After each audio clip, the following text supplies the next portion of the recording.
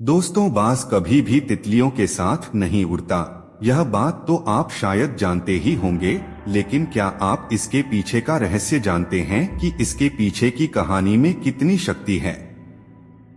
इस कहानी को जो भी व्यक्ति एक बार सुन लेता है, वह जीवन में कभी भी अपना समय बर्बाद नहीं करता है और वह हमेशा कामयाबी के पीछे ही दौड़ता है। अगर आप सच में अपने जीवन में कामयाब होना चाहते हैं, तभी इस वीडियो को पूरा देखें, वरना आप इस वीडियो को यहीं छोड़कर जा सकते हैं।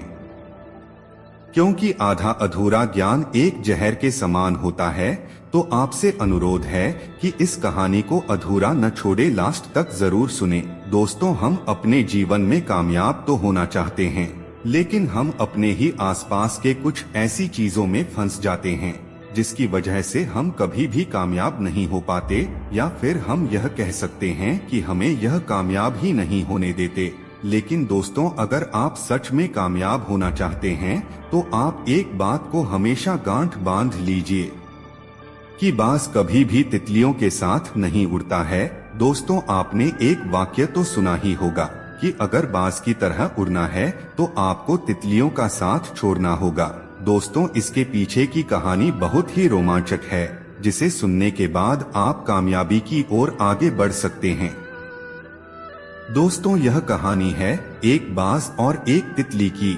एक घने जंगल में एक बहुत ही विशाल बाज रहता था। उसी जंगल में एक सबसे ऊंचा पेड़ भी था, जिस पेड़ में उसका एक बहुत बड़ा घोंसला था। उसी घोंसले में वह बाज रहा करता था। तभी कुछ दिन बाद उस घोंसले में बाज ने एक अंडा दिया, लेकिन अभी उस अंडे में से बच्चा नहीं आया था। अंडे में से बच्चा आने में अभी काफी समय था। इंतजार करते करते बाज को काफी समय बीत गया। तभी एक दिन अचानक मौसम के परिवर्तन से वहाँ एक बहुत बड़ा तूफान आ जाता है। उस तूफान से बचना काफी मुश्किल था। तूफान इतना ज्यादा था कि वह अपने सामने किसी भी चीज को उखाड़कर फेंक दे। तूफान को देखकर बाज बहुत ही ज्यादा डर जाती है, क्योंकि उसे अपने अंडों के टूट जाने का डर होता है। वह अपने अंडों को तूफान में खोना नहीं चाहती थी। तूफान के बढ़ते हुए प्रभाव को देखकर बाज अपने घोंसले को अपने नुकीले पंजों से दबाकर कहीं दूर सुरक्षित स्थान पर ले जाने के लिए उड़ान भरती है। लेकिन कुछ दूर पहुंचने के बाद उसके पंजे से वह अंडा गिर जाता है और वह एक जंगल में खो जाता है। अंडा जंगल में होने की वजह से बाज बहुत ही ज्यादा दुखी हो जाती है, क्योंकि वह अंडे को तूफान से बचाते हुए दूसरे सुरक्षित जगह पर ले जा रही थी, लेकिन वह रास्ते में ही खो जाती है। इसलिए बाज बहुत ही ज्यादा दुखी हो जाती है। अपने अंडे को ढूंढने के लिए बाज बहुत ही प्रयास करती है, लेकिन उसका अंडा कहीं भी नहीं मिलता। बाज को यह लगने लगता है कि अब उसका अंडा शायद कभी नहीं मिलेगा, क्योंकि आज आसमान की इतनी ऊंचाइयों से गिराने के बाद उसका अंडा पूरी तरह से खराब हो चुका होगा। वह पूरी तरह से टूटकर बिखर गया होगा। तभी बाज अपने आप को कोसते हुए उदास मन लेकर वहां से चली जाती है। लेकिन उसको यह खबर ही नहीं होती है कि उसका अंडा अभी भी सुरक्षित है, क्योंकि उसका अंडा जंगल की झाड़ियों में बहुत ही घनी घास के बीच में गिरा था, जिससे कारण उसके अंडे को कुछ भी नहीं हुआ था। लेकिन उसको क्या पता था, उसका अंडा बहुत ही घनी घास के बीच में छिपे होने से उसको दिखाई ही नहीं देता है, जिसके कारण वह बाज वहां से वापस चली जाती है। कुछ दिन बीत जाने के बाद उस अंडे में से बच्चा बाहर आता है और आसपास देखने लगता है, तो आसपास का नजारा देखकर उसकी आंखें खुली की खुली ही रह जाती है, क्योंकि जिस स्थान पर खड़ा था वह पूरा इलाका तितलियों का था। उसे चारों तरफ वहाँ तितलियां ही तितलियां दिखाई देती है। उसे कुछ भी समझ नहीं आता है। तभी उनमें से कुछ तितलियों का समूह उस बाग के बच्चे को देख लेते हैं, जिससे सारी तितलियां घबरा जाती हैं कि यह बाज का बच्चा यहाँ कैसे आया और यहाँ क्या कर रहा है। सारी तितलियां डर जाती है कि अगर इसकी माँ यहाँ आ गई तो हम सभी को अपना भोजन बना लेगी, जिससे सारी तितलियां उसके पास जाने से करने लगती है और उससे दूरी बना लेती है। धीरे धीरे से ही कुछ दिन बीत जाते हैं, लेकिन उसकी माँ वहाँ उसके पास नहीं आती हैं, जिससे सारी तितलियां समझ जाती हैं कि यह बच्चा अकेला है और यहाँ भटक गया है, जिससे सारी तितलियां उसके पास जाती है और उसे अपने साथ ही अपने ग्रुप में शामिल कर लेती है। तभी बाज का बच्चा उन तितलियों के साथ ही रहने लगता है, जिससे वह बाज का बच्चा उन तितलियों का ही रहन सहन अपना लेता है और अपना जीवन यापन करने लगता है। धीरे धीरे काफी समय बीत जाता है और वह अब थोड़ा बड़ा हो जाता है, लेकिन उसे कभी पता ही नहीं चलता कि वह किसी और का बच्चा है। उसे यह लगता कि वह एक तितलियों का बच्चा है, लेकिन उसे एक बात हमेशा परेशान करती कि वह इन तितलियों के जैसा क्यों दिखाई नहीं देता है, वह इन सभी से अलग क्यों दिखता है। लेकिन फिर भी वह बच्चा पूरी तरह से तितलियों के रहन से में ढल चुका था। उसे न तो शिकार करना आता था और न ही ऊंची ऊंची उड़ान भरना। वह तितलियों के जैसे ही सिंपल शाकाहारी भोजन करता और जीवन यापन करता।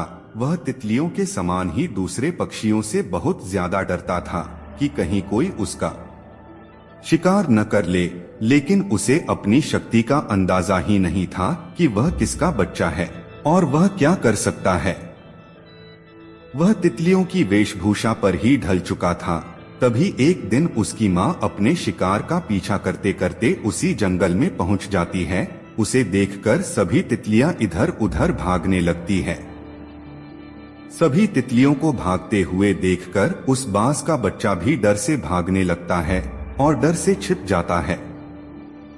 लेकिन तभी उसकी माँ कुछ तितलियों को पकड़ लेती है। पकड़ते पकड़ते उसकी नजर उसी बच्चे पर जाती है, जिसे देखकर वह हैरान रह जाती है कि आखिर यह मुझसे छिप क्यों रहा है। यह तो हमारे ही जैसा दिखने वाला पक्षी है, तो आखिर यह तितलियों के साथ क्या कर रहा है। बाज को कुछ भी समझ में नहीं आता है। तभी वह बाज उस तितली से पूछता है जिसको उसने पकड़ रखा था कि अगर तुम मुझे इस बच्चे के बारे में सच सच बताओ कि कौन है और वह यहाँ क्या कर रहा है, तो मैं तुम्हें जिंदा छोड़ दूंगी। तभी तितली अपनी जान बचाने के लिए उस बाज को सारी बातें बता देती है कि यह बाज का बच्चा यही रहता है। वह कुछ महीने पहले ही यहाँ पर जन्म लिया था, जिससे उसके माता पिता की कोई खबर न होने पर यह बचपन से हमारे साथ ही रह रहा है। तभी उसकी माँ यह बात सुनकर हैरान रह जाती है, क्योंकि यही वह जगह थी जिसके आसपास उसका अंडा गिरा था। उसकी माँ समझ गई थी कि यह मेरा ही बच्चा है। तभी उसकी माँ तितली को बोलती है कि यह मेरा ही बच्चा है, जो कि बहुत पहले यही खो गया था। तभी कुछ समय बाद उसकी माँ अपने बच्चे को लेकर अपने घोंसले में आ जाती है, लेकिन उसका स्वभाव और व्यवहार देखकर उसकी माँ हैरान रह जाती है, क्योंकि उसका स्वभाव और व्यवहार बाज की तरह बिल्कुल भी नहीं था।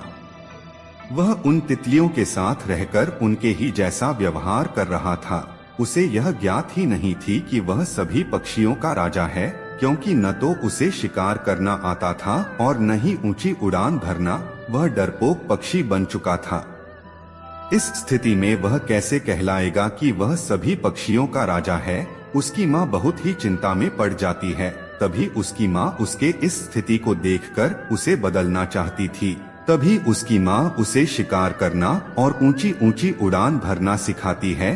उसकी माँ के द्वारा कुछ महीनों की ट्रेनिंग से वह पूरी तरह से शिकार करना और ऊंची ऊंची उड़ान भरना सीख जाता है और वह अपनी माँ की तरह ही खतरनाक शिकारी पक्षी बन जाता है, जिससे वह अपनी माँ की तरह खुद ही बड़े से बड़े शिकार करने लग जाता है, क्योंकि उसके अंदर अब पहले से बहुत ही ज्यादा बदलाव आ चुका था। यह देखने के बाद उसकी माँ बहुत ही ज्यादा खुश होती है कि अब यह एक बाज कहलाने के लायक बन गया है।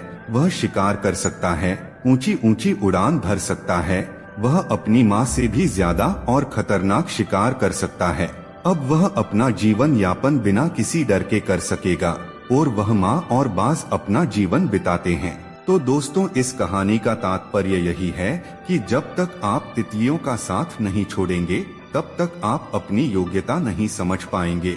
अगर आपको बाज की तरह उड़ना है, तो आपको तितलियों का साथ छोड़ना होगा। तितली का अर्थ आपके जीवन में कुछ भी हो सकता है।